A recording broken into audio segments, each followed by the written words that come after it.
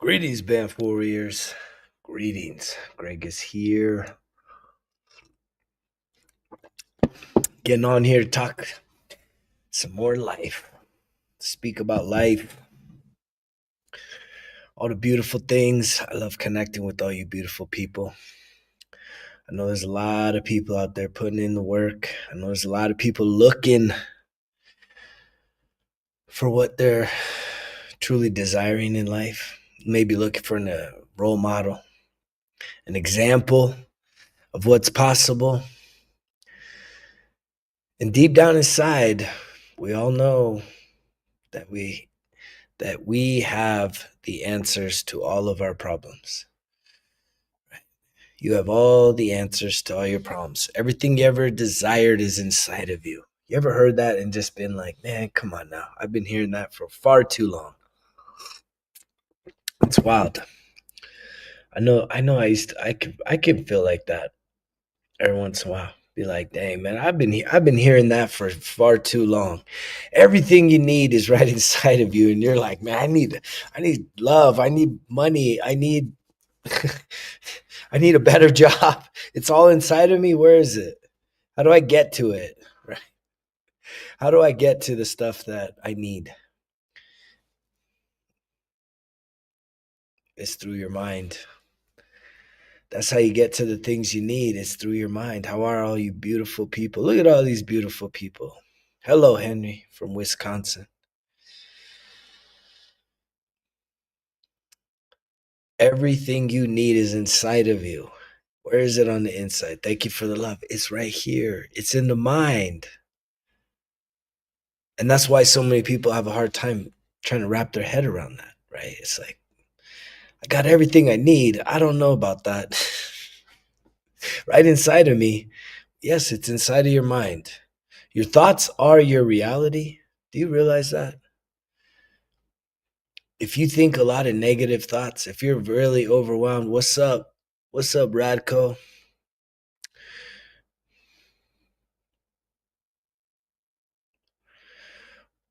What if your result is the excuse? Well, yeah, that's usually the case. If you're not winning, if you're losing, yeah. Yeah. Excuses kill results, right? So if you don't have what you desire, yeah, that's my kid, Jason. I'll take that as a compliment. Thank you. Thank you, Lane. And that's the truth about the whole mind thing though, right? Everything you want is inside of you. Yeah, let's cuddle right now. Big cuddle. Everybody give themselves a cuddle.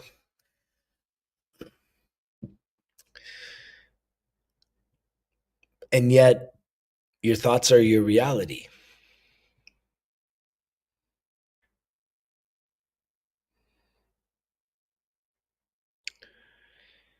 And that's a hard thing to wrap our heads around. Because here's the issue. I love cuddles. Physical touch, that's my love language. Cuddles is it's up there on the top, man.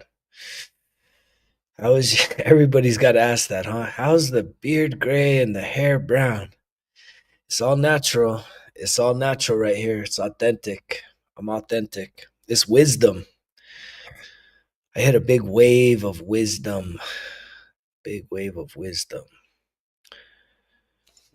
Lots of comments coming through here. Your focus determines your confession, and your confession determines your reality. That's an interesting thing. I don't know if I've ever heard that. But if you're really distracted or easily distracted, right? If you're easily distracted, then most people, right? If you're an easily distracted person, then most people I know, you're not in connection with your thoughts. And the problem is the thoughts that most people got are negative. about themselves. You could think you're the most positive person on planet Earth, right? Even me, right? I think I'm really positive. I'm really optimistic. I'm really upbeat, inspirational. But I got negative thoughts popping in and out of my head every single day, every single day, all the time. And yet I know I have enough self-awareness to counteract all that negativity. Do you? Do you want that kind of self-awareness? Or are you just going to keep living disassociated with yourselves? I started listening to a very powerful book. It's called The Myth of Normal. And it's talking about trauma, right? Which trauma is an emotional wound. It's a wound that you're holding on the inside. Self-awareness scares you. It shouldn't. It shouldn't scare you. That's interesting, Jay.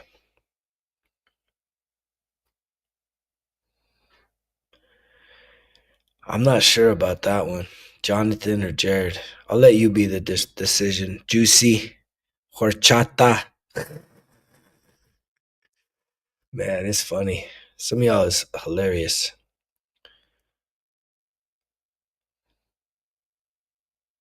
So in the mind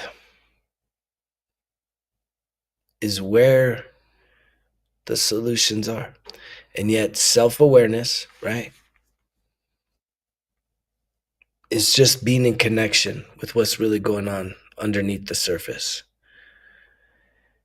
And yet I believe most, I didn't say all, I said most people. Most people live very disassociated with what's really going on in their body. Like, could we stop for just like, we won't, I mean, not even stop. It's, let's start to connect with our body. What would that take for you to just take some deep breaths in through your nose, out through your mouth, in through your nose. One more round. In through your nose. Hold. Out through your mouth. Good evening. And in this moment now, how are you feeling? Do a body scan. You know what a body scan is? You kind of go from your head down, right? Looking for, is there any pain, any discomfort, any tension, any stress?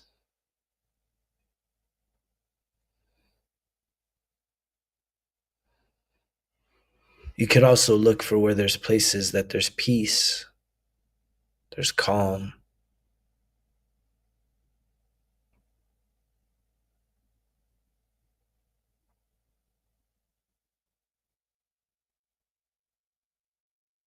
Connecting with your heart.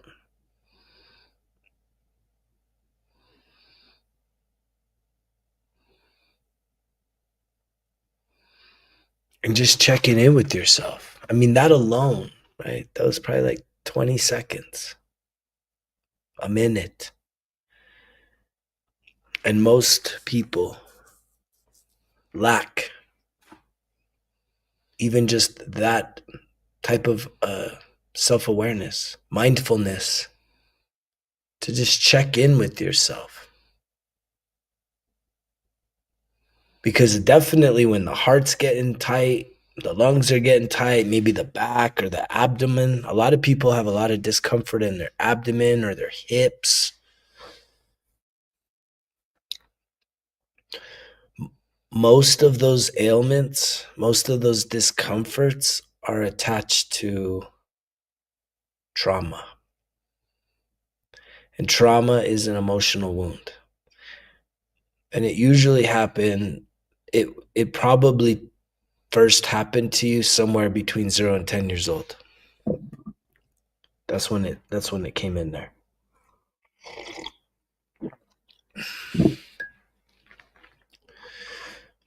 And as I think about the 0 to 10-year-old,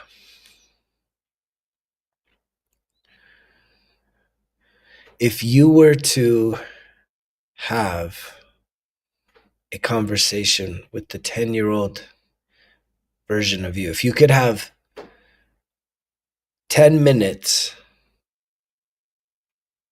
thanks, Gonzo. If you could have 10 minutes to talk to the 10-year-old version of you, what would you tell that child? What would be the most important things you would tell the 10-year-old version of you if you could go back in time? You could be the person you are right now. You go back and you could impart wisdom upon the 10-year-old version of you. What would you share? Comment down below. Write this stuff down. If you're someone that's wanting to actually not just listen to what I have to say, but be a partaker and apply some of this,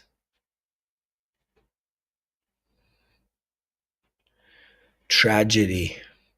I'll check that out, Gonzo. I don't even think I've heard of that one. But thanks for tuning in on that. Anybody else? What would you tell your 10-year-old self? What would be like the most, what up? What would be the knowledge that the version of you now would go back and tell the 10-year-old version of yourself? I know for me in particular, I know that I would share a lot of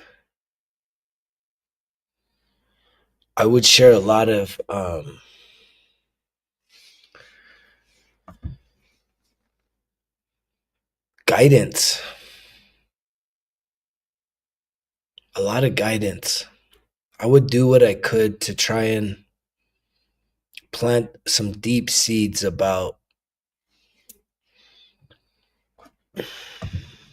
worth, value, emotional healing, and how the experiences between 0 to 10 years old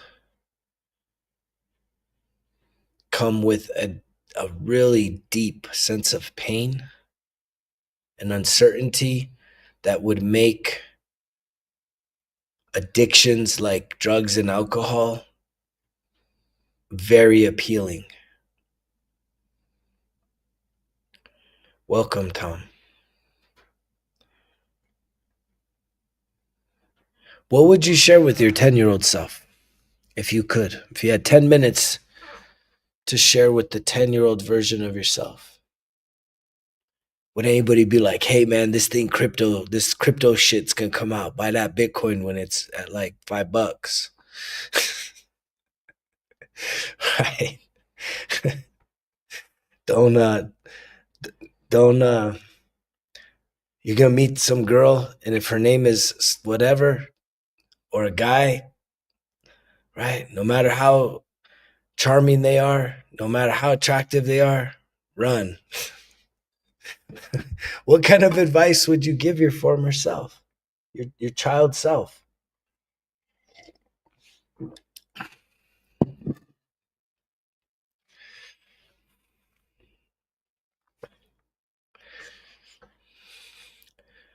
Because here's the truth. You could give advice. It's a lot of advice, right? I mean,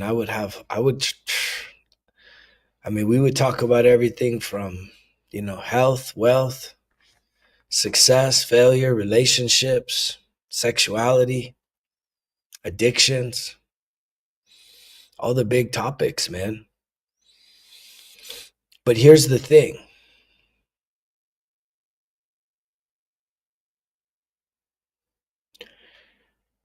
You can have these conversations with your inner child now. You still have an inner child inside of you. And if you were to create enough awareness with yourself, which we could do through visualization very easily, your inner child will appear. But it's as simple as really just connecting with yourself and being like, for me, the way it works the best when it comes to like developing the inner child, the adult, and the parent personas of who you are, really acknowledging that you have that inside of you. I mean, first, like, do any of you even question, like, know that you have an inner child, you have a adult, and you have a parent, and the adult and the parent are not the same, right?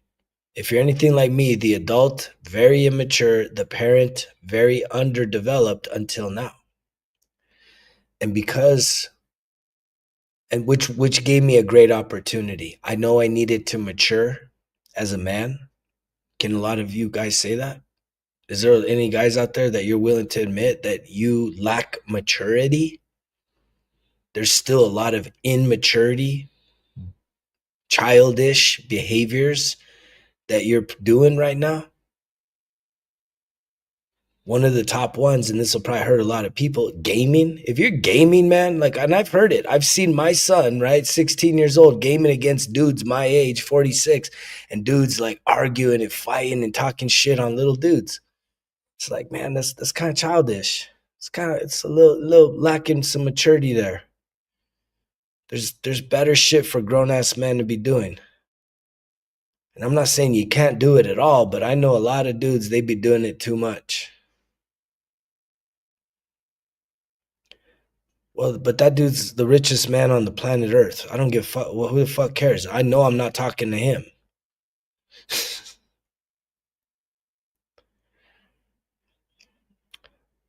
Maturity, what does it look like? That's a great question. What does maturity look like to you? I think for all of us, it's a little bit different, right?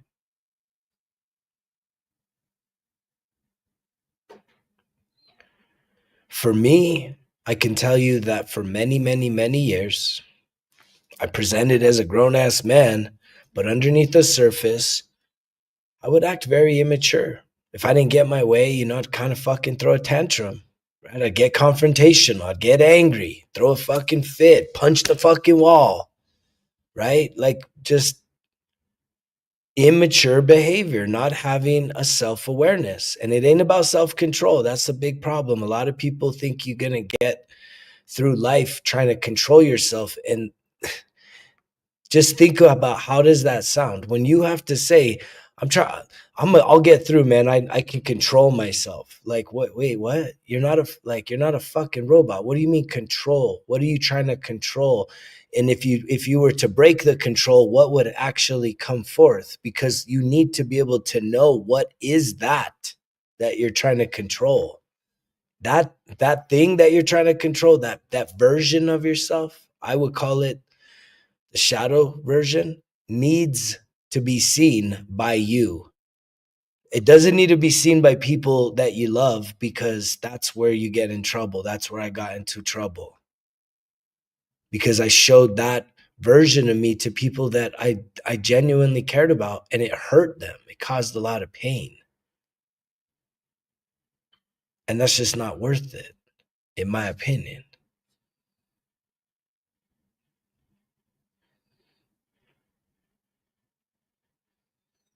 And yet that's what I mean. So the maturity, what does maturity look like? Maturity is definitely not just an adult, right? You are not mature just because you're an adult. You're not mature just because you've had kids, right? You're not mature because you're responsible and you're paying your own bills. That don't make you mature. Because underneath the surface, I think maturity is rooted in your emotional stability. And so when you heal your emotions, the wounds of your emotional state of being, that's when you deepen the roots of your maturity to where you're more stable. I think maturity has to do with stability.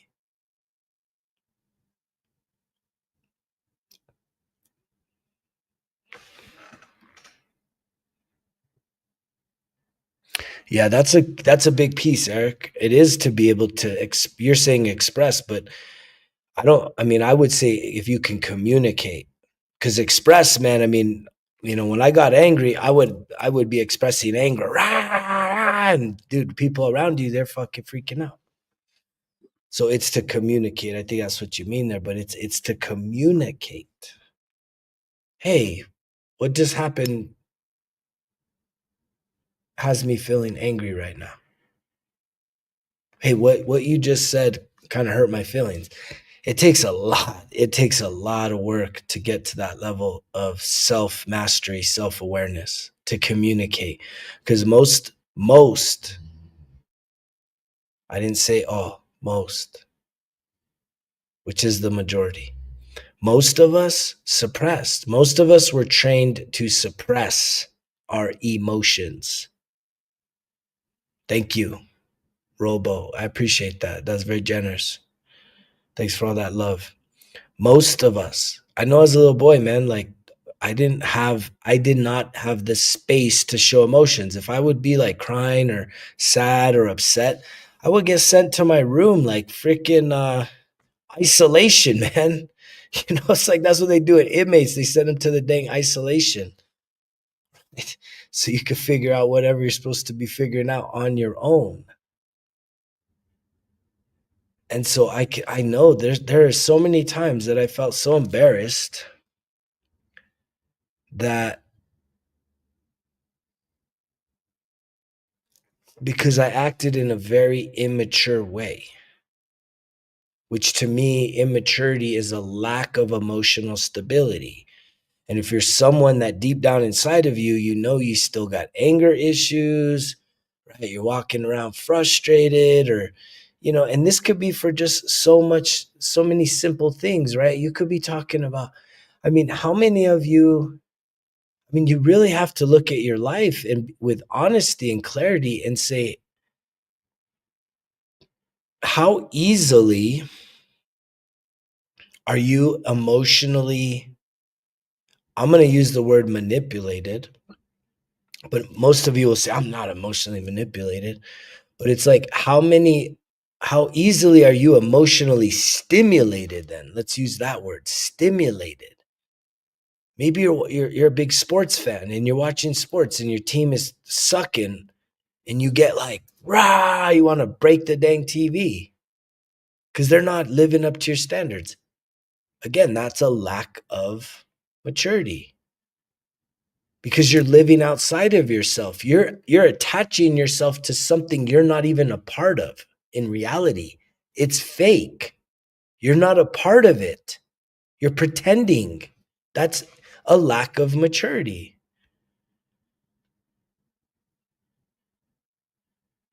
The same is true if you're someone that gets emotionally stimulated about, we'll get to the fix, right? We'll get to the fix. I talk about the fix all the time. Stay tuned for the fix. We already want it. We already want to know the fix, right? Because we want it quick. Got to get to there quick. But how many people get emotionally stimulated by what the weather is outside? It's not the right weather for you. It's not the right temperature. You wanted to wear a dress. You wanted to wear shorts and a shirt, and it's fun. It's snowing. Right? You lack maturity. If it's my definition of maturity, which is again emotional stability, you're living outside of yourself. Your expectations aren't being met. You need to allow yourself permission to wrap your head around the fact that it's like, this isn't me trying to insult anybody's intelligence or to hurt anybody's feelings. These are major red flag indicators that you got some emotional wounding that's living underneath the surface of who you are. That you have programs that when your needs aren't being met, when your expectations aren't met, you have trained yourself from the earliest age that it's okay to be emotionally stimulated, either angry, upset, or you know what I mean? Like, and if you take a step back from that, if you just take a tiny step back from that, you're being manipulated. And the reason for that is because the reason why I believe that you're being manipulated is it's your choice, but it's because you're living outside of your body. Because here's the thing, a lot of you, because of probably things that you experienced throughout your childhood, just like me, you didn't feel safe in your body.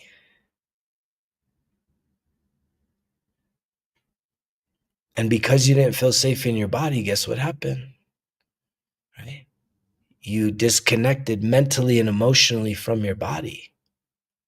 And you continue to do that to this day. But the way that you're disconnecting is by attaching your emotional state of being into things that you have no control over. You don't have control over how well someone plays a game.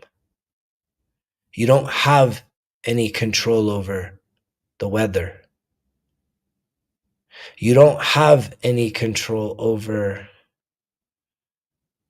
what's happening on the other side of the world. You personally do not have control over the cost of something at the store.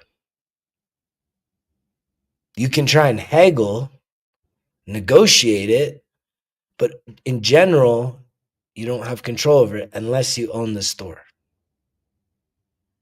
But if you don't own the store and you walk into a store, you don't have control over what something costs in there. And yet how many people attach their emotional state of being to things that they don't have control over?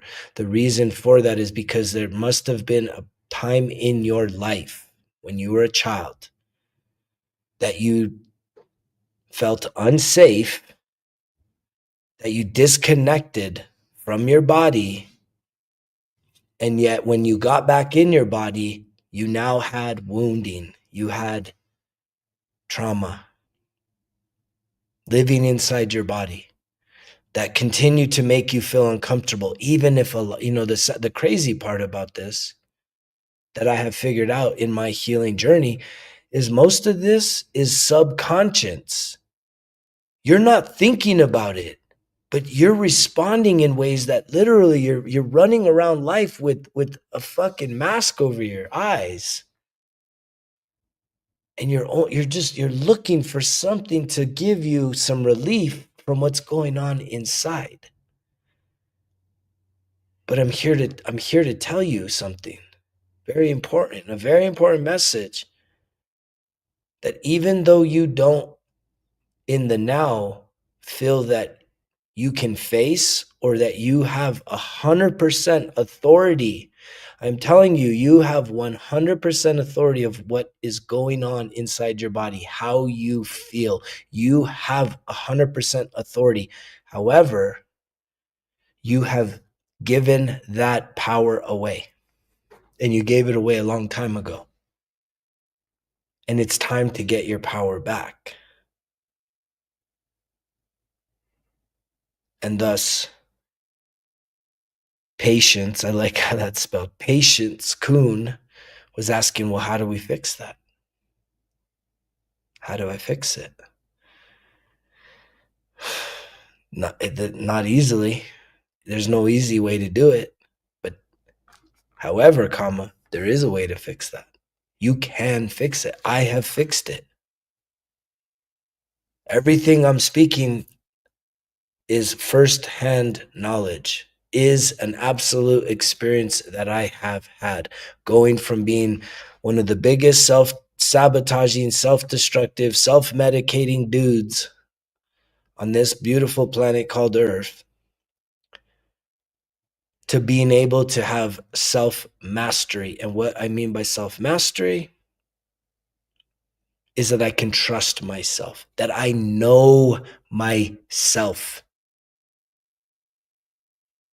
To trust and to know.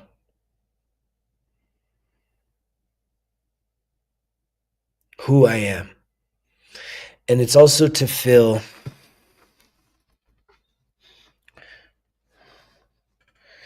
yeah, those are good thoughts, Eric.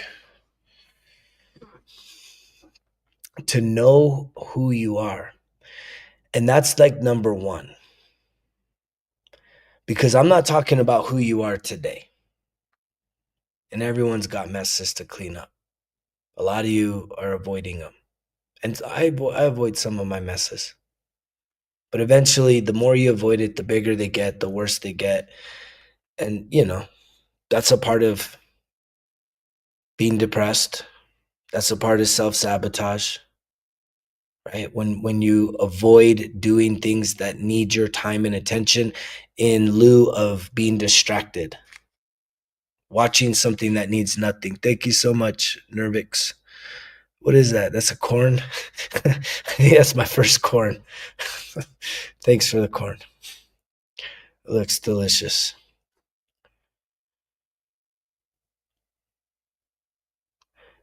So then, what does it take to know yourself? Well, if you wanted to do it with just a blank piece of paper, right, you could literally just write out a few lists, right? If you have a journal,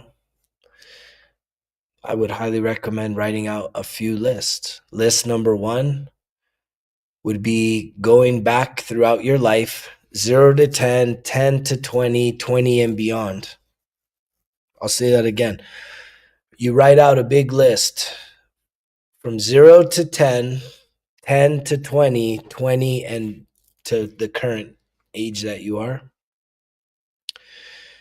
And you take your time with this. Because what's crazy is when you start looking in the full length mirror,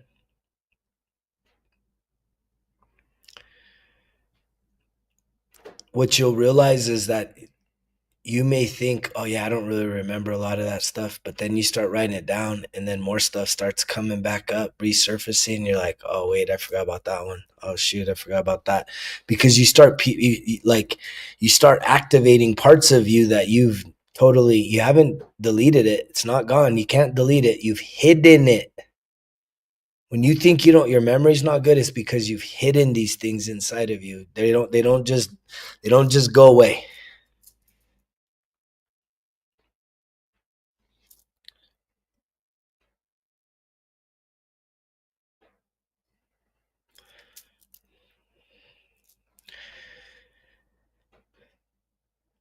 And this is the whole, most people, when they say they're having to battle their demons or face their demons or whatever it is, it's usually not the right way. It's usually what they really, I think what most people are trying to say is that they're actually entertaining their demons. Which is, it's like you don't really got demons inside of you. You've got a scared child, your 10-year-old self. You have that version of you still locked inside of the deepest, darkest part of your soul, wanting you to rescue them. The person that's hearing me right now. That's the self-rescue.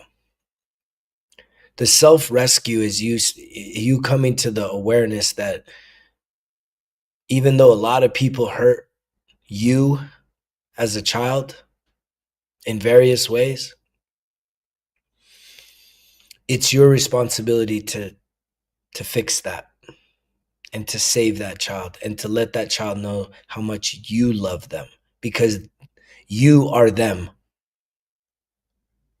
And that's the sad thing, right? When a child is mistreated, abused, neglected, they don't actually stop loving the people doing that. They stop loving themselves. As a child, we stop loving ourselves. We start hating ourselves. It's so sad. And then that's where, because we think something's wrong with us. My story, right?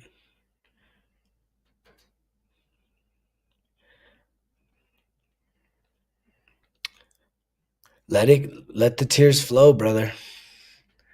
Let those tears flow, man. I've cried so much in the past week just through breath work, man, reconnecting with my child, right? having to just heal the ancestral wounds, just go to deeper depths of forgiveness and release from people that have hurt me. And again, one of the exercises to do is 0 to 10, 10 to 20, 20 and beyond, for you to write out a list of all the significant memories that you have. And this is private stuff. This is stuff that, some of us would call it, this is the skeletons in your closet, the bad things that have happened to you, painful memories.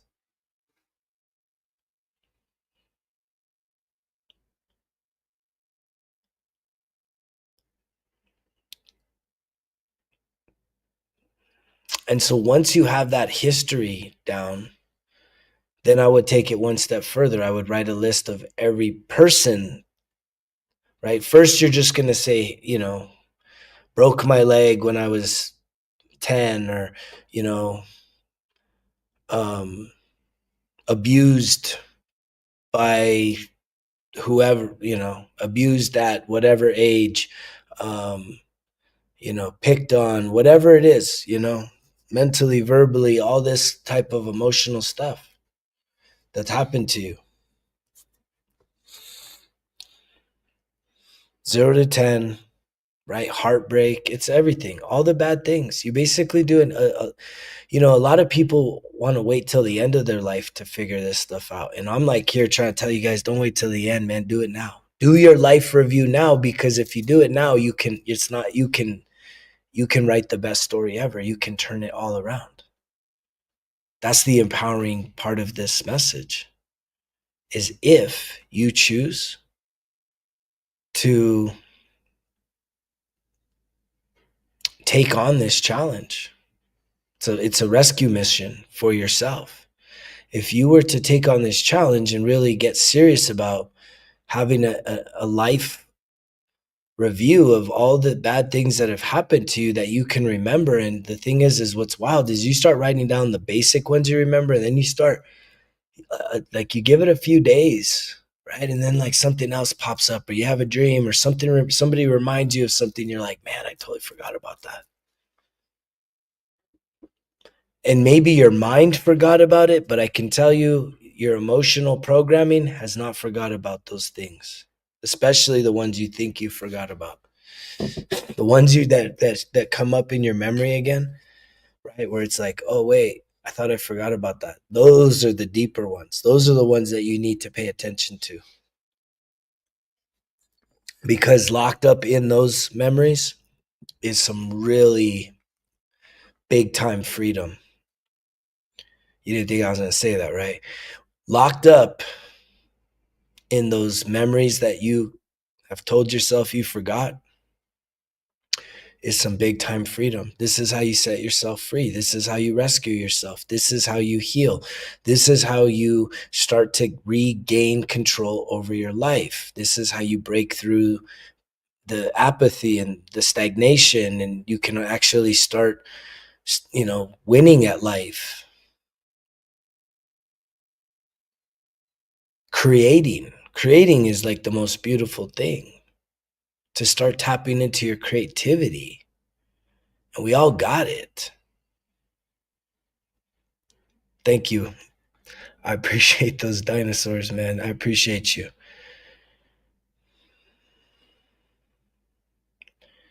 Patience Kuhn. I like how you spell patience. Patience.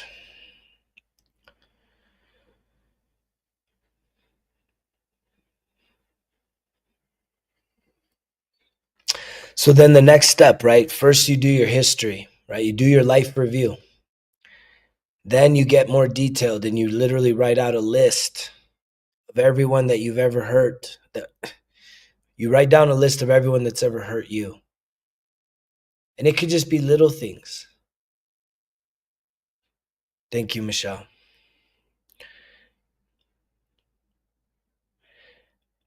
I wish I knew about this. Thank you for that. I wish I knew about this when I was younger also, but guess what? That doesn't matter. Don't use that as an excuse. It's not too late. You can do it now.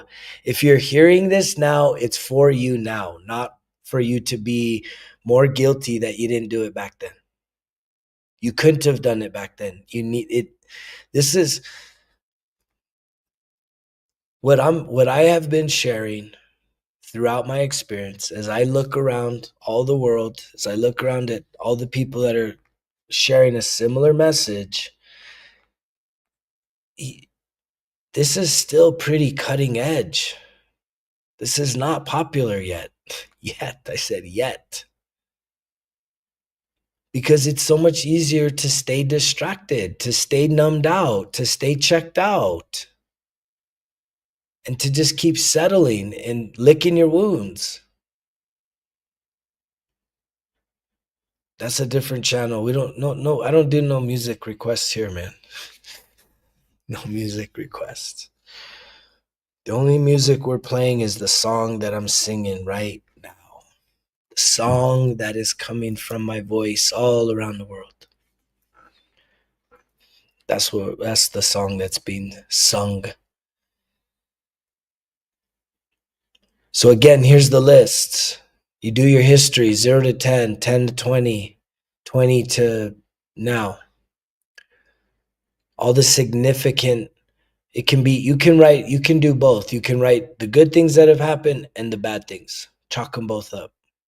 Thank you, Michelle. You're very kind. What up? And then you need to write out 2 lists of the people that have hurt you. The next step is for you to write out a list of all the people you've hurt. This is a cleansing, right? Healing emotions is literally a cleansing process. It's spiritual. Yeah, that's the thing, man. Congratulations on being sober 13 years. I'm on 13 years myself. But you know just as well as anybody else that when I gave up my vice, it didn't fix my emotional state of being. It cleared my mind. My mind got clear, which I always tell people that's step number 1. Step number 1 to the healing journey is to give up the addictions, to give up the vices, the really chemical dependent ones, right? It's to find the courage and the strength to do that. And then right after that is asking for help, and then to start doing this healing journey, this emotional, I call my therapist calls it the emotional heavy lifting, right? Because I do a lot of powerlifting, deadlifts and stuff. And it just relates, the emotional heavy lifting is heavy. It's a heavy process. And a lot of people are afraid to get a therapist or to sort of look in a mirror and say that you might have some mental health issues, right? Some emotional health issues. And it's just, or you'll have a reason as to why you're not going to deal with it. That somehow you don't matter, and you matter. Your health matters. If you heal, you like, for every single person that takes the responsibility to heal themselves, which that's what this takes. Because you can have 1,000 therapists, right? But if just talking to them isn't going to heal you, just like therapy in a nutshell is not to heal. Therapy is to talk, and it's to talk to somebody that's neutral. A lot of us spend a lot of time talking or complaining or sharing all of our issues with people that we're related to, people that we're connected to, and I promise you that puts a lot of strain on those relationships. No one is qualified in your social friend group, intimate group, partners. None of them. I mean, they can have the biggest heart in the world, but they are not qualified to deal with your shit because they're dealing with their own.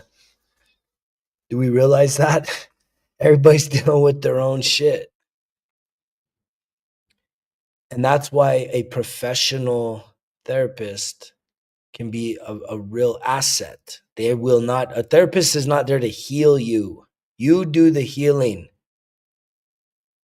But having somebody that you can go and have a just an emotional vomit on about all the stuff that you're going through in life, and them not have to judge you or look at you different because you're related or you're connected, or it's not going to alter your relationship. This person is just a neutral person.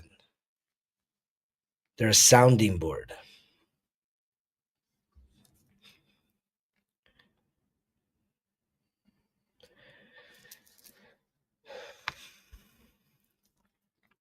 But then that's when I step in, because the therapist is not a healer. However, I am.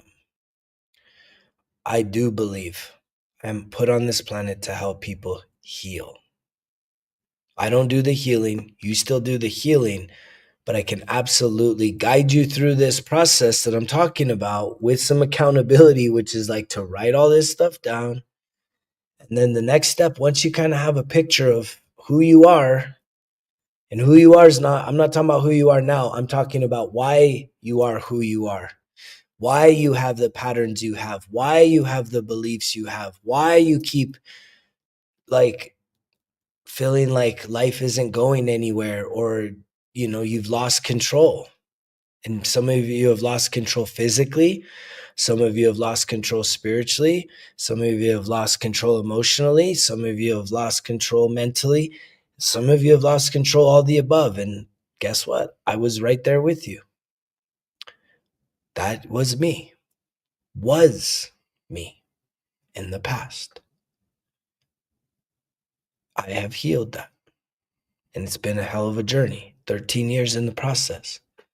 But I'm here to tell you that it doesn't need to take you 13 years. We can condense, right? We can condense and collapse that timeline. But it is based on what you put in is what you get out. But what's so important is for you to be willing and wanting to heal yourself, and to know that really, I think when you're in a situation that you're not really putting a lot of effort on your own personal development, personal improvement, self-mastery, when that's not really a concept you're thinking a lot about, you care more about what the score is, or who won the election, or who broke up on celebrity whatever, right? Who just dropped a new record or an album. I mean, it's like you care about all the shit that don't matter. What concerts coming up? You care about all the shit that doesn't matter. Because none of that stuff is going to heal you. All of that stuff will distract you. It'll give you temporary relief. But if you want long-lasting relief, hello, Sarah, right? What really will benefit you would be actually turning off all that stuff for a season or a year or two or more or forevermore. That's kind of where I'm at.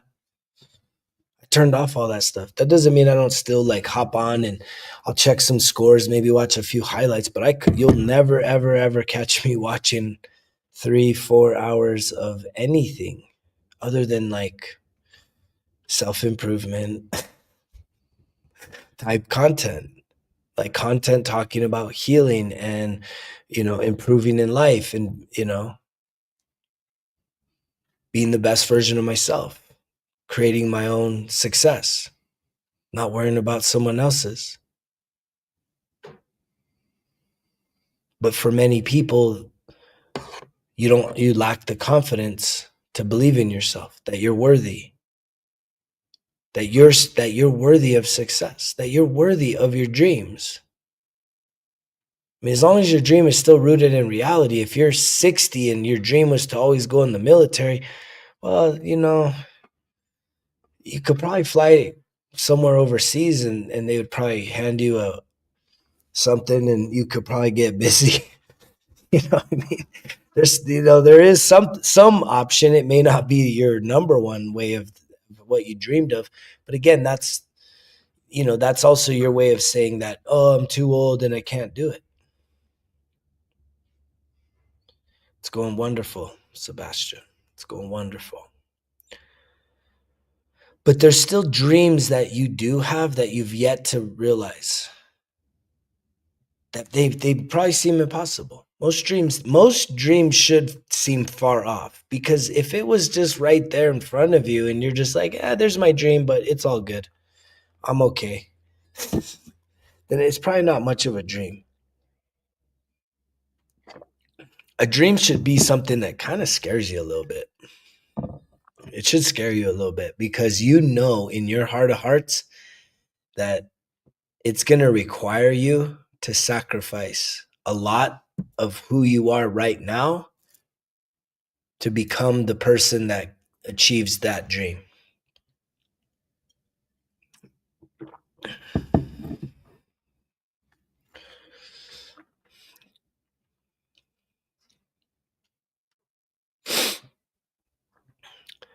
And that's why probably most people will continue. What's up, my brother? Adam. That's why most people just continue to live their life. But from the people that are here, I feel like there's potential for you to start tapping in and doing some of this, experimenting with some of this work, the self-improvement work, the self-development work. I mean, if you haven't gotten on the app yet, like, and just tried the courses that are there, right? There's literally 5 courses for self-discovery on the app. You print out the worksheets. You could purchase a workbook, but you can print out the worksheets for free. It's literally my gift to help people figure out who they are. That's why I call it the self-discovery. Right? Figuring out who you are. That's right here, the first 5 courses, right? This is the workbook, but you can literally print out all of the worksheets that are in here on the app for free. Is zero cost. No strings attached.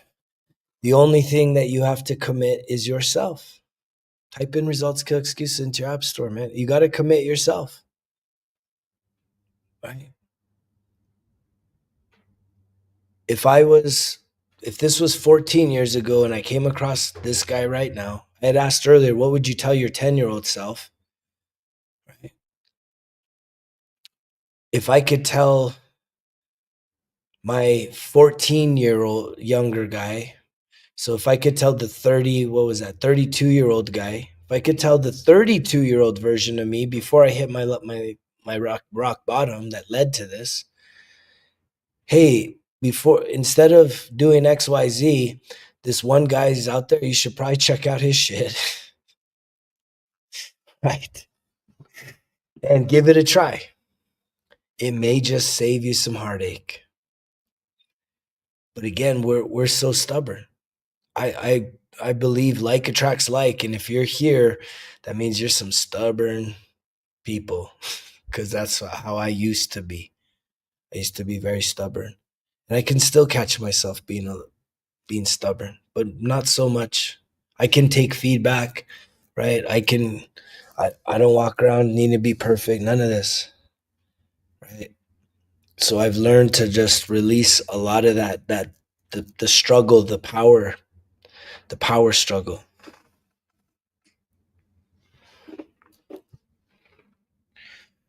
Natural ways. Hello, Kiana. Thanks for commenting. Natural ways to handle anxiety. Yeah, there's a lot of natural ways you can handle anxiety. Grounding helps with that. Earthing helps with that, right? Which is literally kicking off your shoes and socks, right? Finding the sun, listening to some positive affirmations, usually, or you could listen to like a 528 frequency or a 963 frequency music, right? And just listen to the sun and do some breath work. When I say breath work, I mean just reconnecting with your breath and the anxiety. The other piece that's really helpful with anxiety is to write it down, get it out of your body, get it out of your mind. The anxiety first shows up with your thoughts, right? This is where it all originates. You start thinking things, and that thinking starts to create this urgency and that anxiety, right? And it's like you need to write this down. And so, one of the practices I have for anxiety is you write down what it is that you're anxious about, which is usually a fear based thing. It's usually based in some kind of a fear of being alone, fear of being rejected, fear of losing everything, fear of never being loved, fear of um, you name it, right? It's usually a fear that triggers anxiety. I used to struggle heavy with anxiety and depression. Do I have diabetes? No, I don't have diabetes. I'm as healthy as I'm probably the healthiest 46-year-old man on this planet, all natural.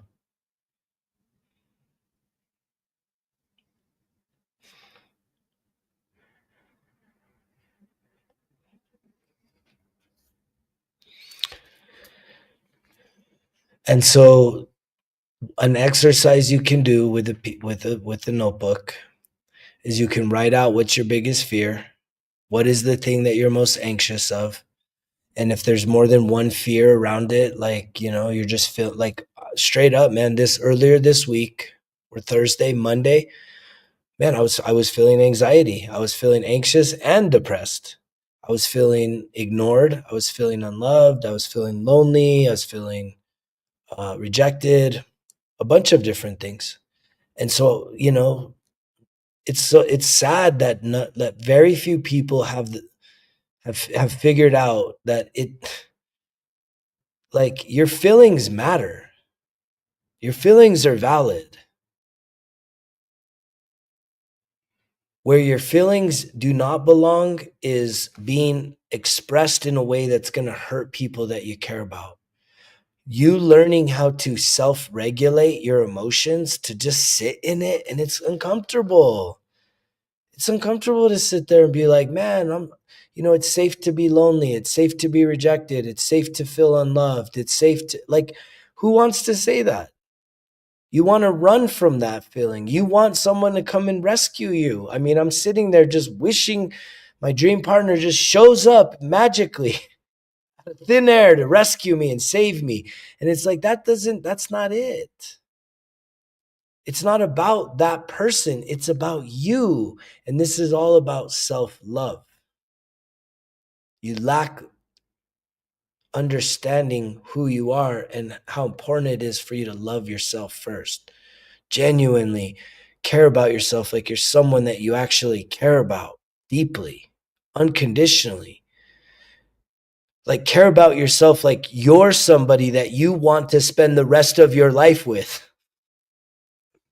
Who does that, right? How many of you are like, treat yourself like somebody you want to spend the rest of your life with, and you want to be healthy, right? When you think about a dream partner, if you're single right now, like, do you think about somebody that's unhealthy? Are you attracted to smokers and drinkers and all, like, party animals and like, it's like that? None of that is sexy to me.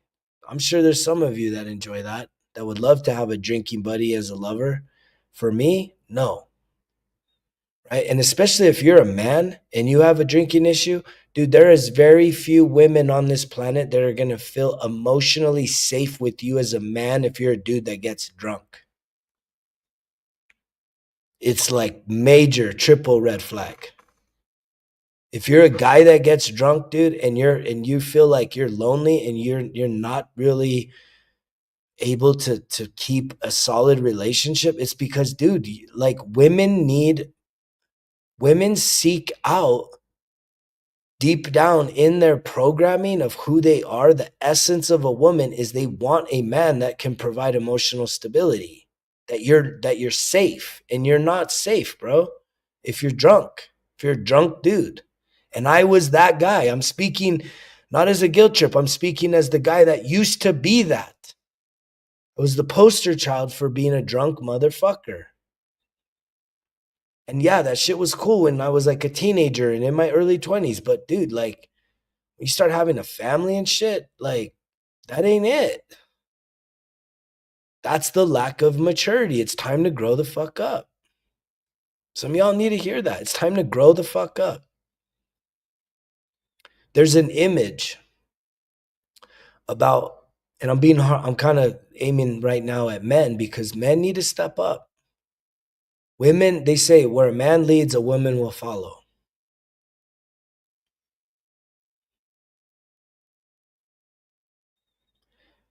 As a man, dude, I always say that I'm the problem. Because if I blame my problems on someone else, that makes me a victim, bro. And so if you say you're the problem, guess what? Guess what? You're also the solution, my man. You also can be the solution. But when you put it on someone else, you're powerless. I know I'm not a victim. You're the solution.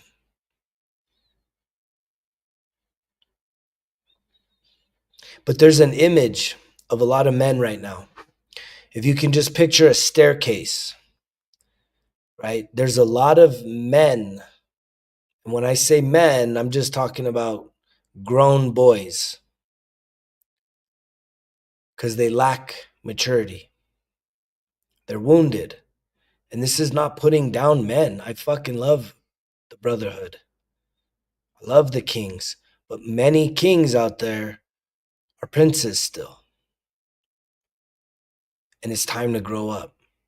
So the image is, if you can picture a staircase and you see a man not climbing up the staircase, you see him sitting down on the staircase with his ass on the staircase. His feet are still touching his childhood. His ass is in his teenage years, and his back is towards being an adult, right? It's literally just, it's not an image of purpose. It's an image of kind of giving up, settling.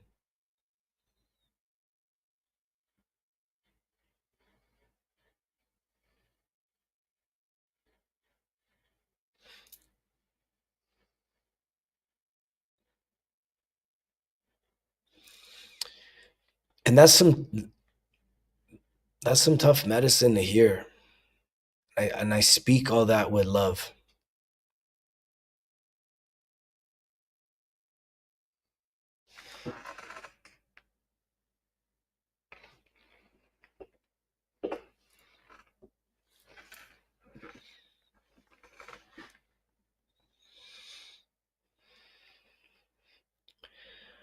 Because I want to see that. Thank you, Adriel. I appreciate the double G's. Much love to you, bro.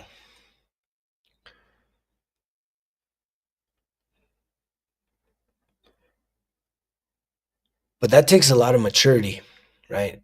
Thank you for that, Jester Cat. Thank you for everyone that's subscribing right now, tuning in. It takes a lot of courage, you know. I feel like many ways when I get on here, right? I started talking about what would you tell your 10-year-old self if you could go back for 10 minutes? I mean, I would impart so much wisdom. But here's the beautiful thing. I became the man that my 10-year-old self always dreamed of having in his life. I'm now that guy. And because I'm that guy, I feel like every time I get on here, guess what? I'm talking to people that represent previous versions of myself at various stages of my life, that this wisdom, that this knowledge, that this medicine can help you to be a better version of you. But it's your choice. You either tune in, you can tune out, or you can actually start to apply this stuff.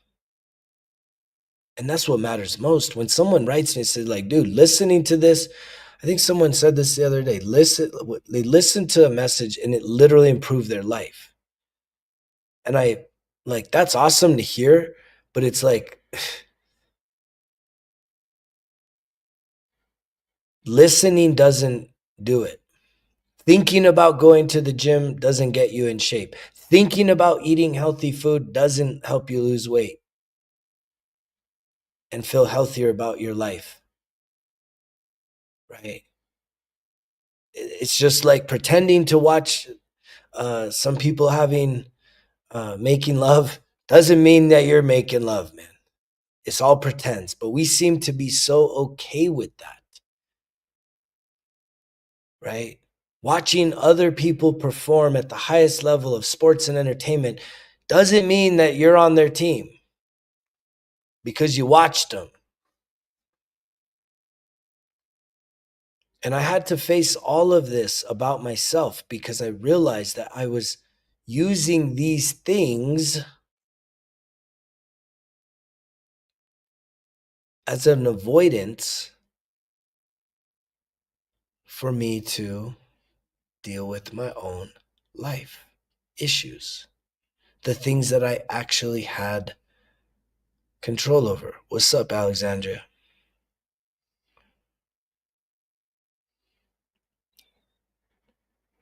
And this medicine is it's potent medicine, but I believe that's why I'm here.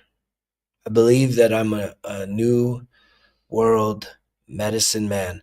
And it's not because I'm a medicine man this life. I think I've been a medicine man for most of my life. Most of my lives, plural, lives. Because I speak a medicine that is healing. It speaks life into you. It challenges you. It makes you feel vulnerable. It can irritate you. It can irritate you hearing this stuff. It aggravates you. It frustrates you. Right? But again, I don't have a magic pill for you. I don't have a magic trick for you. I know that there is a way forward, and I know it doesn't have to take 13 years. You can start if you were to come and like spend a week with me, your life would start to transform, right? Because you would disconnect from all the things that you're totally using to distract you. And so for you to spend an immersive amount of time with someone like me for a week, 2 weeks, a month, a year, you're not the same person.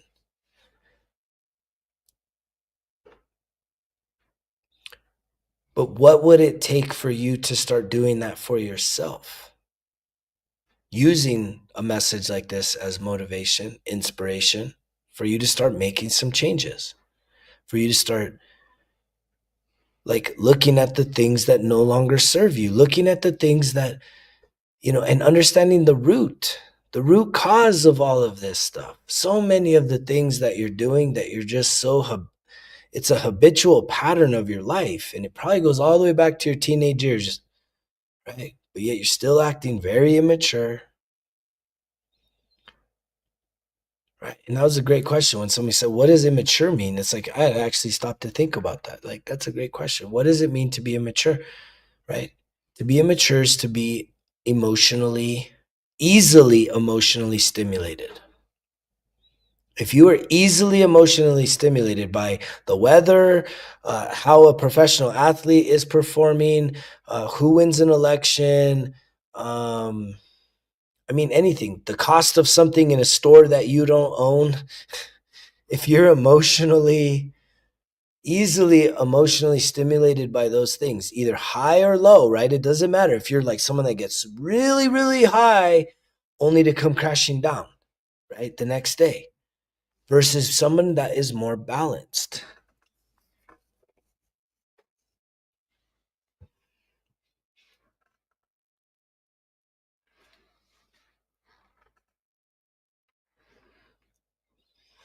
That's good, dog soldier. Where you're planted doesn't matter. I mean, you can be the light. There's a saying that whether you believe in the Great Spirit or you believe in God or you believe in the universe or source, divine, whatever it is, right? There's something. But that what matters most is that a lot of people, when you feel like there's a storm going on in your life, like like, a really bad thing, an upheaval in life, you just want it to end, right? Oh man, I just need this to end. I mean, it's like the sky's falling. That's when you get activated to go ask and seek help and seek answers to your problems. But you really want it to just end as fast as possible. And the real flex, the real medicine isn't for the storm to end. It's for you to change in the midst of the storm, for you to stand in the storm and realize that this storm is not there to destroy you. It is there to grow you, to expand you, to teach you something that will be beneficial for your expansion as a human on this planet, which you're truly a soul having a human experience. It is meant as a lesson, as a teaching for you, for growth.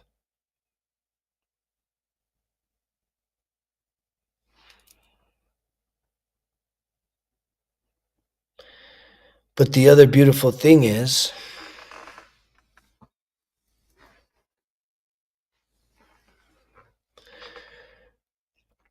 that a lot of people are afraid to take the necessary actions to make improvements in your life. A lot of you, the thought of, ending a relationship that is not right for you, that is not the one, but it's just you've become convenient. You maybe even have kids. You may have all kinds of a house together. You might have all kinds of shit that is attached you to a person, and you know that it's just not good for you, but you don't have the backbone to say, I'm not going to do this anymore because because you would rather stay stuck than do the right thing, which is to say, you know what? I need to vacate this. Not because I'm selfish, but because my soul needs to grow, to expand. Some of you would be afraid to change jobs because you don't believe in yourself, because you don't believe you're worth more, or you have the knowledge and it's like, okay, well, you don't have the knowledge. Sounds like it's time to go back to school or to learn the knowledge so that you can be qualified for more. Oh, I don't have time for that. Well, but you have time for all this other stuff.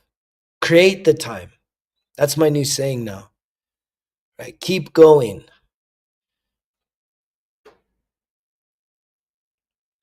Keep going.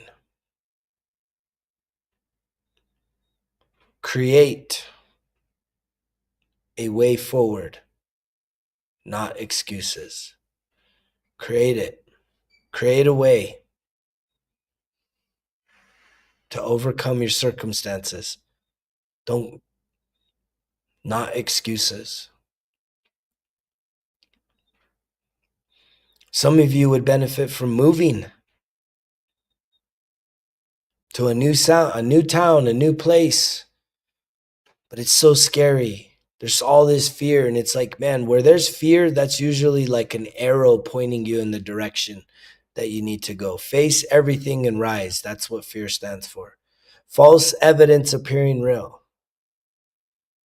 But yet again, we're living in fear. We're playing small because it's safe, right?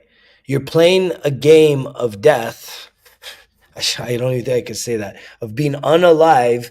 This game, if you haven't figured it out yet, every one of us, this game ends in being unalive. You're playing safe. You're playing small. It's like, come on now. Much love for you, bro. Joshua. Right? What sense does that make? Playing small in a game that everyone ends unalive. Right?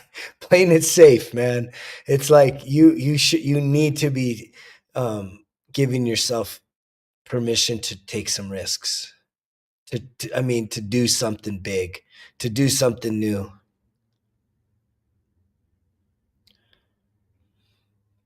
What do you have to lose? Oh, being alive. Well, it's like, duh. That's how it ends. And what's cool is you respawn. Like you actually respawn. And I believe that the bigger you go, the more that you truly become your true self, release the vices, go through the spiritual awakening, figure out your gifts, align with your talents, start to develop those, master those, and then you start sharing them with the world around you. Man, when you respawn, I think you respawn a heck of a lot better because you learned a lot more lessons versus playing small, playing safe, kicking the can, playing safe on a game that ends where everyone's unalive. And every single day, 186,000 people are unalive. 186,000 people every day. And not because they're old, not because they're unhealthy, a million different things every single day are looking to take us out. But y'all are still going to play it safe and play small and act as if, like, again, you have the answer. It's right inside your mind. It's in your heart. It's taking believing in yourself. It's taking some risks, putting down the vices, asking for some help, healing your emotional wounds, right? Which is a spiritual practice, right? Starting to cultivate some sort of a spiritual practice with yourself, meditation, prayer, right? Connecting with nature. There's so many different things you could do. I'm not preaching religion here, but just being spiritual, knowing that you're a soul. You're an eternal soul. I believe it. We're eternal souls, and we do respawn.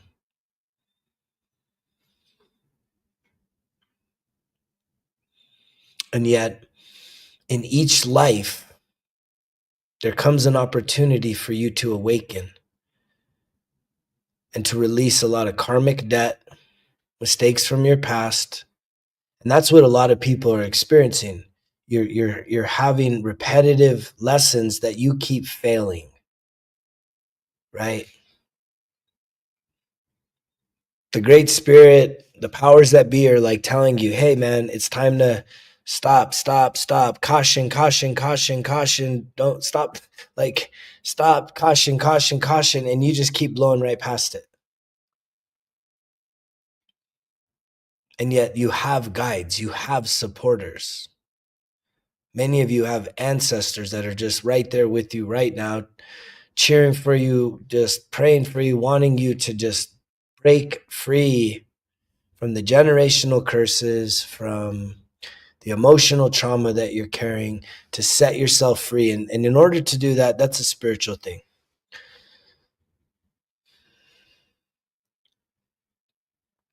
I've only done a few callers.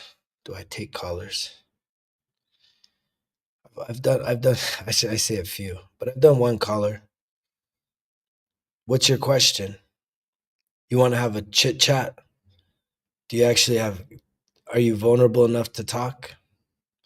The last guy I let on, you could tell he was scared to talk. He didn't, it gets heavy looking in that mirror, but I'm down to coach people live.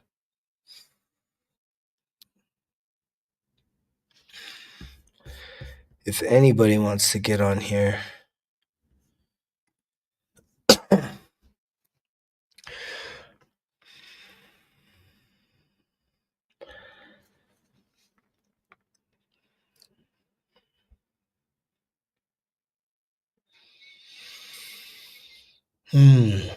Last week, it's kind of wild how weeks change. Last week, I was in the midst of a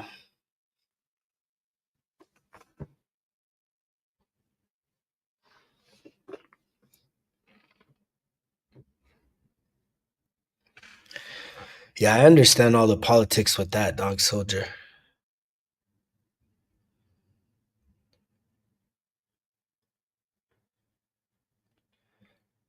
It's kind of interesting. I mean, I think just like a tribal politics, I mean, many people face that with family politics.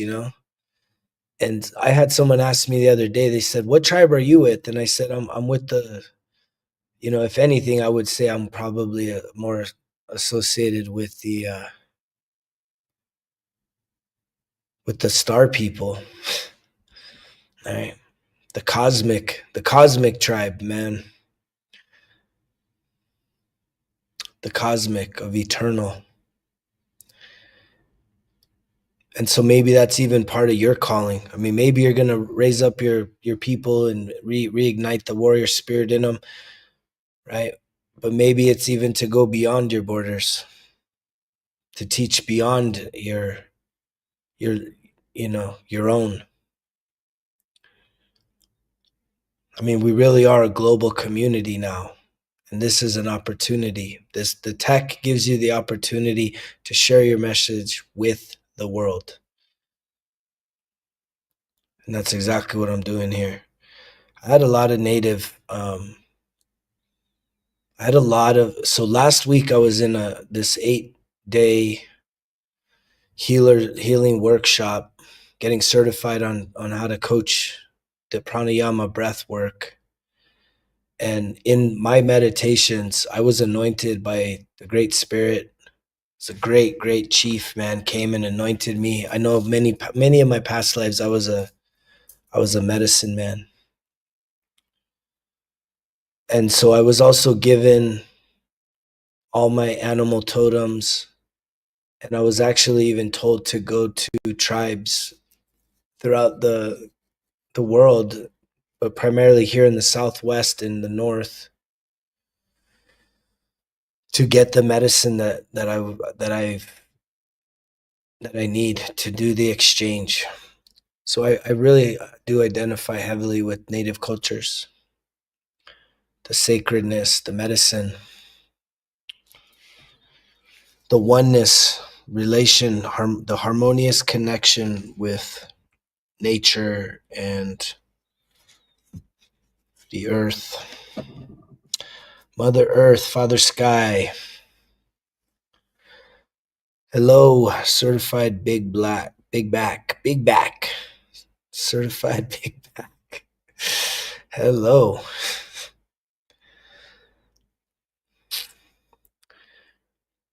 But here we are playing the game where we all finish unalive. And it's like, what are you doing right now in your life to give yourself some bit to build momentum, to give yourself an opportunity to build your dream, right? Dreams are meant to be built. Do you realize this? You don't just imagine your dream, you build them. You build your dream.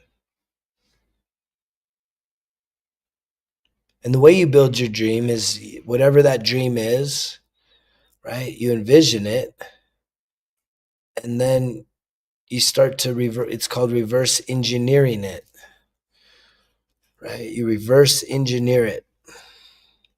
And a lot of that's going to take kind of planning and mapping and understanding, like, well, how does it, if you're seeing the end result, well, you have to figure out every step it takes. What would it take for you to get there?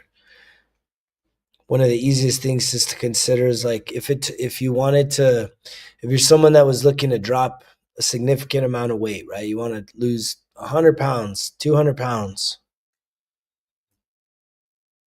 Well, that's not going to happen overnight. So you have to give yourself a realistic goal and say, well, what's realistic? You do some research and you say, what's the average amount of weight that a person can lose per month, right? And then you kind of look at the average, right? And you say, okay, well, the average person can, if they're consistent, they make the caloric deficit, maybe they can lose 10 pounds a month. And if you're trying to lose 100 pounds, you got to give yourself at least 10 months and then maybe even add another 5 months to that.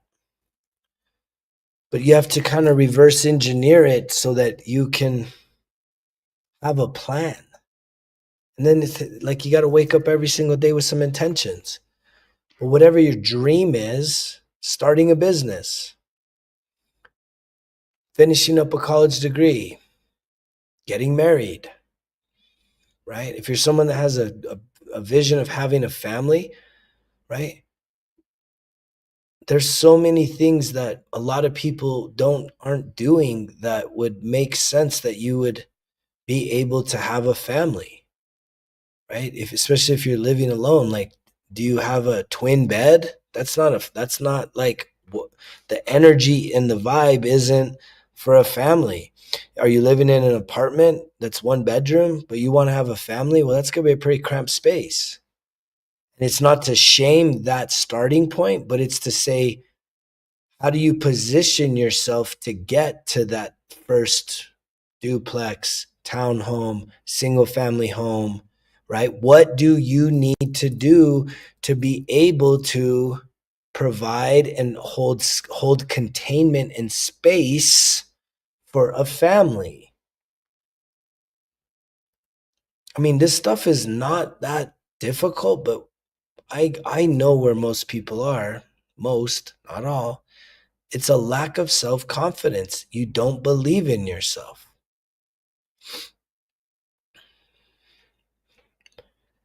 And how do you change that? How do you improve your self-confidence? Well,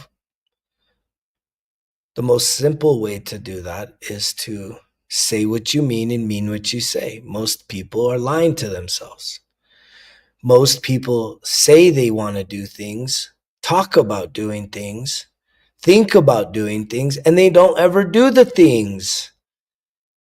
And so the way that I try and support people to start doing things, that's the number one thing. You can learn about the things, you can hear about the things, you can dream about the things, you can write about the things. None of that is doing the thing. You got to do it. Doing the things. And that usually takes facing your fear, swallowing some pride, tapping into some courage. And it also means setting the bar super low. Because when you set the bar really low, you can start to build confidence. Because the opposite of setting the bar really low is setting the bar too high. And when you set the bar too high because you think you have this high standard that you haven't even met, guess what? You set yourself up for failure. Because you try something, you're like, oh, see, I knew I couldn't do it.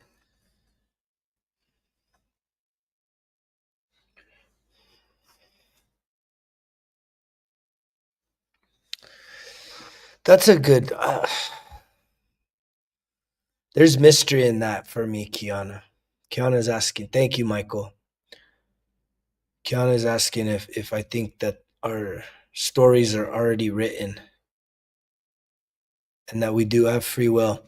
So I do think that there is a lot that's pre-written, predestined. I do think there's a lot that's predestined. I believe that people you meet, it's not random, it's not by chance. I do think that we probably agreed to meet each other to learn the lessons. I think where there's the free will, I think where free will actually plays into the scheme is that you can self-sabotage, you can avoid, you can run, you can do stuff. And I used to always have a repetitive dream where I was like on an elliptical or on a treadmill, and there was like this big energetic like force like trying to chase after me, but I wasn't going anywhere, right? I'm like like trying to go, and I was like so discoordinated too, and I'm like a good runner, so I'm like and it's just like you're not going nowhere. And yeah, the divine timing, that takes a lot of patience. But I think the free will is like you can make a choice right now to avoid. You can make a choice to not respond. Like if you're hearing something and something's coming up in you where you're like, you know what? I do need to stop doing this thing, or I need to start doing that thing. I tell more people you're probably better off writing a list of the things you want to stop doing versus being overwhelmed by the things that you need to start doing, because the starting new things is so overwhelming for most people. It's a lot more comfortable for you to write a list of things that you know that it's just like, man, these things are not it anymore, and I need to do something about this. because most people, when you're kind of fed up with things, you'll still keep tolerating it, especially if it's kind of like your little thing, your vice, whatever it is. But it's not doing you favors. You just need to figure out how to break the habit. And the way you break the habit is you break the habit, but then it needs to be replaced by something that gives you even more energy, more meaning, more purpose, so that there's not a void there. So you have to have a plan. It has to be intentional.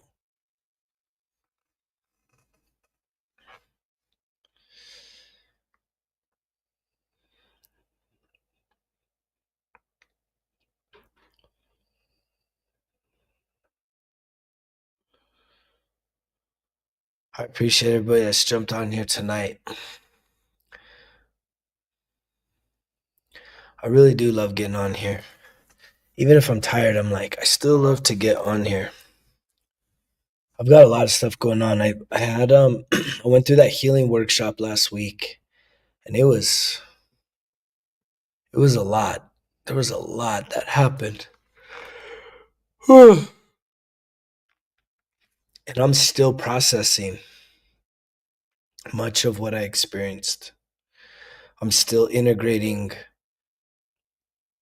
how my energy has shifted, the things that I healed, things that I let go of, right? There's so much to that. I'm not a religious dude, man.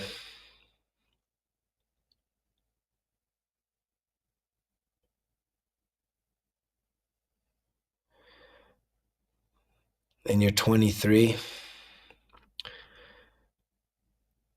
That's a tough deal. I'm kind of I would say that I'm technically estranged from my mother and father. I kind of feel like I've been orphaned though. Um, because they've both restarted other families and they have other kids that they're much closer to than me. I'm sort of like the fucking black sheep. And so the advice that I'd give somebody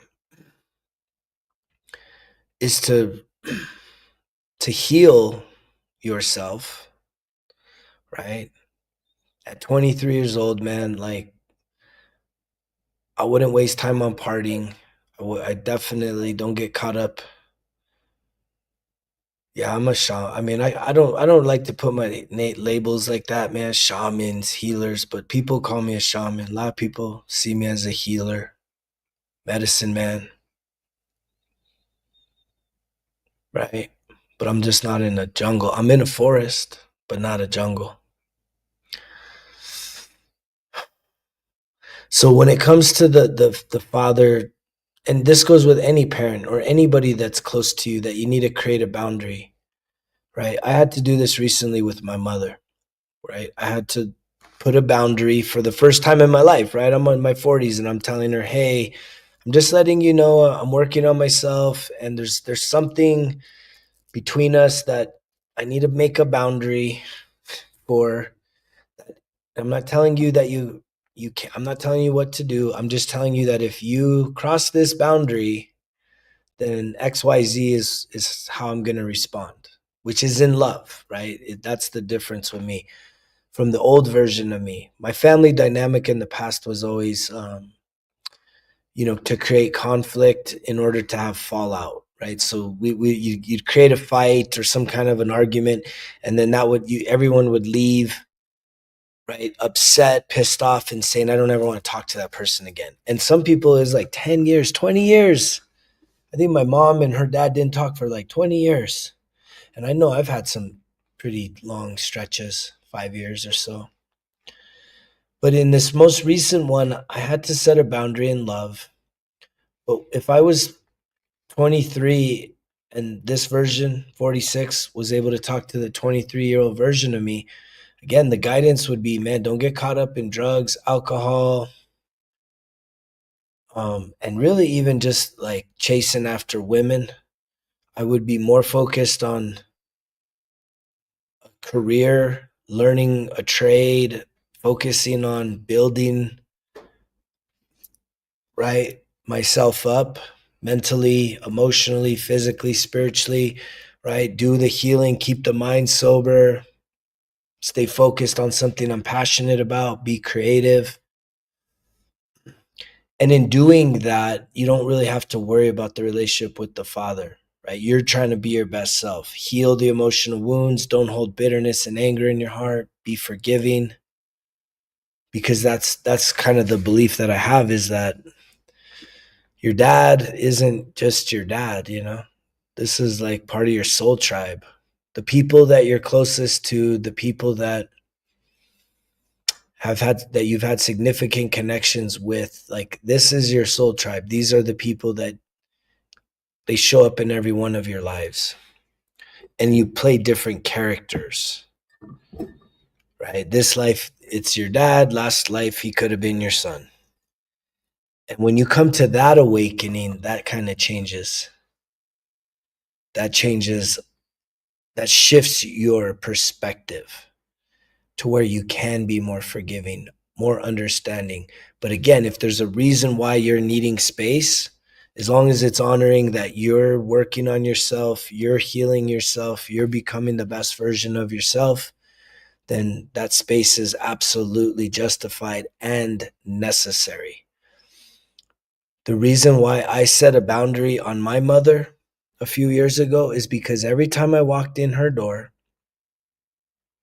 as a grown-ass man, she still energetically treated me like I was her little baby boy. And there's maybe a lot of mama's boys that they love that. They love it when mommy still treats them like a little baby boy. But again, that's immaturity. I needed, because that's energetically, that means that she still has authority over me.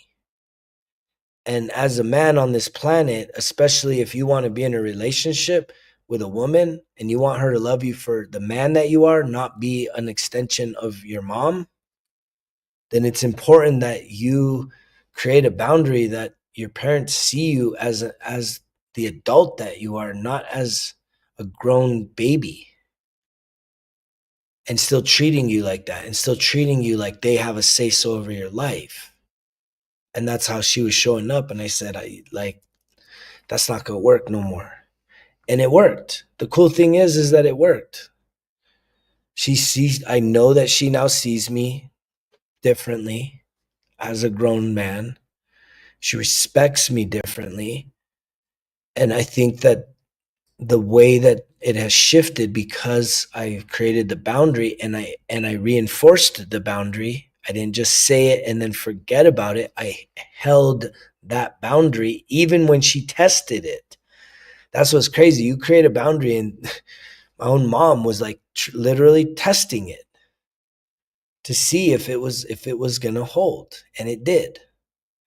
And it shifted how she approaches me now. And I love her. I actually talked to her and my aunt and grandpa and my half brother and sister. And I told them all, man, I love all you guys so much. The other day, I addressed all of them. I said, I love you guys so much. I know that my presence hasn't been as frequent as maybe in years past, but it's been necessary. I've needed to go through this transformation. But my absence isn't an indicator that I don't love you with all my heart, with all my mind, with all my soul, and with all my strength. But see, that's me knowing me and saying that my presence shouldn't indicate whether or not I love or respect somebody. Because as a man, I have responsibilities. I have things that I prioritize over other things. And guess what? Sometimes that means family and family events and special occasions. So be it. I still send love. I still care. But the thing is I care about myself more. And that could come across, that's narcissistic, that's selfish, that's egomaniac. We put all these negative labels to disassociate us from ourselves. That's been the origin of this whole talk right now.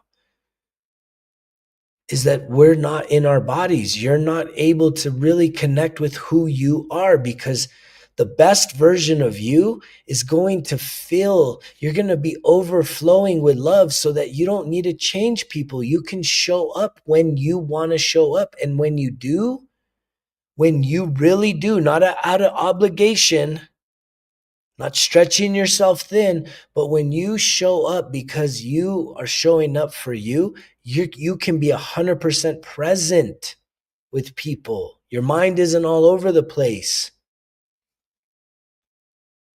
That's one of the most beautiful things you can do, is to create and protect your energy and create boundaries and know the power of saying no. I would love to go. Thank you for the invitation. No. But, right? They want to tell you, but. And it's like, I don't need the explanation. I just said no. I love you guys so much. Right? You don't have to explain yourself. There's a great video on YouTube. I highly recommend it. It's called Pulling Your Own Strings. If you're a people pleaser or someone that's trying to be a recovering people pleaser, it's by Wayne Dyer. It's called Pulling Your Own Strings. Please watch that video. I watch it probably every 6 months just to remind myself of how sovereign I am. I don't hold, he literally says, like, you should not hold anybody above you. And so many of you do, celebrities, stars, this and that.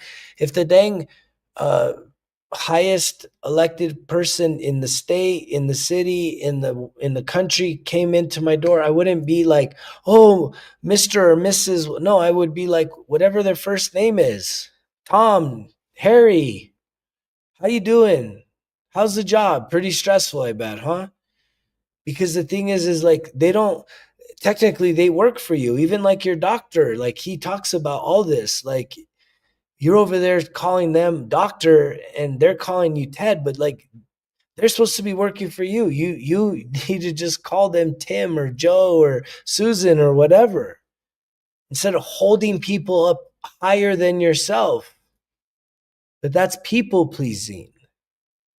And that's something that is an indicator of lack of self-worth, lack of self-confidence. Please listen to that book.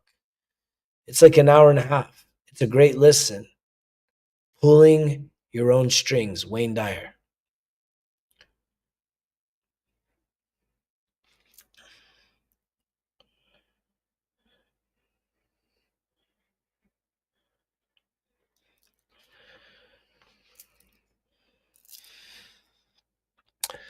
I'm going to leave you guys with that. I'm going to leave you with that tonight. I'll probably get back on here tomorrow. We can talk some more life. I love to do lives. Back in 22, that was my 10-year sobriety. I did a live every day, but not on these platforms. I did a live every day for, I think it was over 200 days. Every day, no matter what. So I do love sharing this medicine, especially if it's resonating. And I know the people that can kind of listen and lock in here, it is resonating. But ask yourself, what can you do that you know you can do, that if you did it, it would change your life? Thank you, Elena. Appreciate the rose.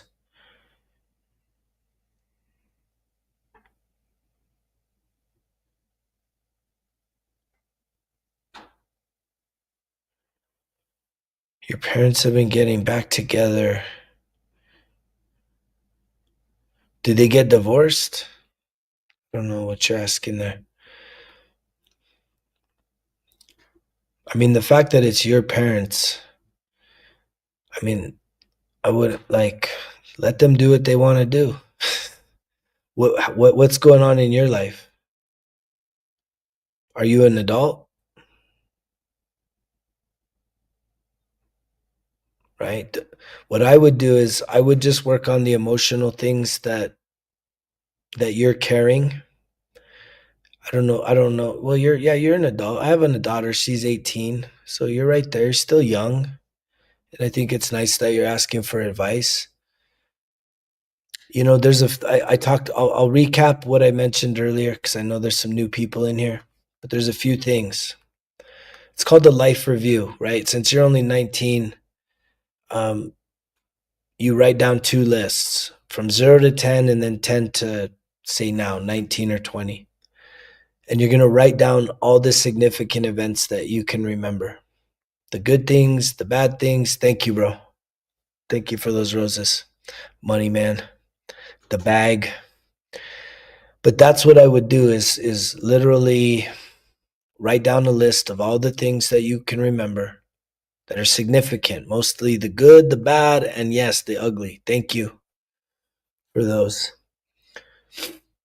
And then you go through that list, and you what I would write another list is, actually you could write another list that's like, when you read through those, which of those situations still brings up some pain inside of you,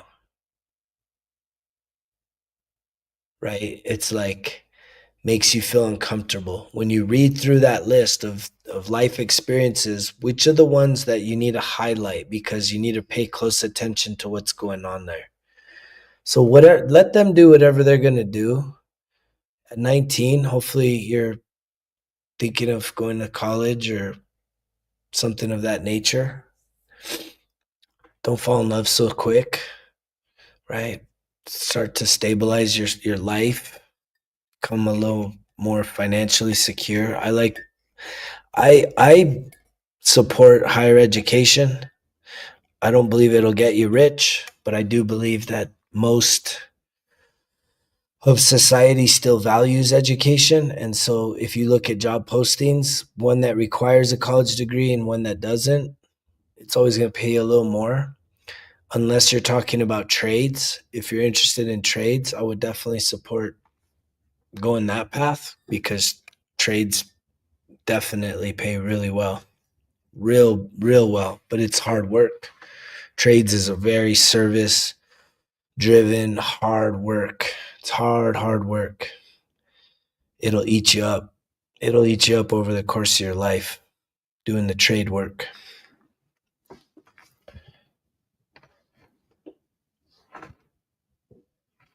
That's good. Yeah, I'm glad to hear that, Eric. Keep doing that. Yeah, trades is a really good way to, and there's all kinds of trades, I mean, even green sustainable energy is in the trades now. Look at like community colleges in your area. I've worked in higher education for about 10 years.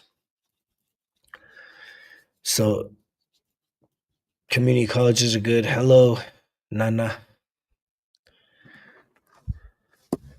Yeah, I love sharing, Adam. Thanks for being here, man. There was a lot of years, I always said, man, a lot of years I felt like I was spitting in the wind. That's how it is.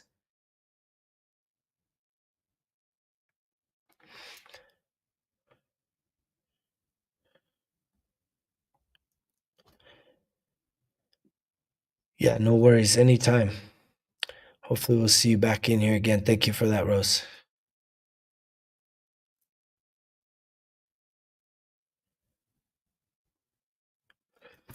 But I think that's it, man. I'm gonna go and crash land for this beautiful day of life. Got a big day tomorrow. Lots of things happening tomorrow, and more than likely, I'm gonna be back on here tomorrow. We'll talk some more, and I hope that you guys all get a good night's rest. I hope that you start to develop a morning routine, positive affirmations, journaling,